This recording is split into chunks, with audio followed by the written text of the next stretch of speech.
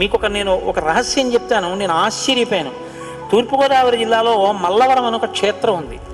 అక్కడ సుబ్రహ్మణ్యుడు, ప్రత్యక్ష సుబ్రహ్మణ్యుడు, ఇంతలా పాము కోనేటిలో స్నానం చేసి శివలింగాన్ని చుట్టుకుని ఉంటుంది.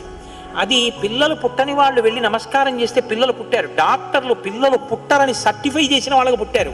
ముఖ్యమంత్రులు కూడా వెళ్ళారు పీఠాధిపతులు అక్కడికి. ఆ పాము కారణాంతరాల చేత శివలింగానికే తల కొట్టుకుని శరీరం వదిలితే ఇప్పుడు అలాగే ప్రతిష్ఠ చేశారు. అక్కడ నేను ఆశ్చర్యపోయింది ఏంటంటే, నాకు ఆ దేవస్థానం ధర్మకర్త ఒక ఆయన వచ్చి ఒకసారి ఓ మాట చెప్పారు. బిడ్డలు పుట్టరు అని డాక్టర్లు చెప్పేసినటువంటి వాళ్ళు సుబ్రహ్మణ్య షష్ఠి నాడు ఈ దేవాలయం వెనకాల పడుకుంటారు, వచ్చి బోర్లా పడుకుంటారు ఆడవాళ్ళు. వాళ్ళకి కునుకు పడుతుంది, కునుకు పడ్డాక లేపేస్తాం.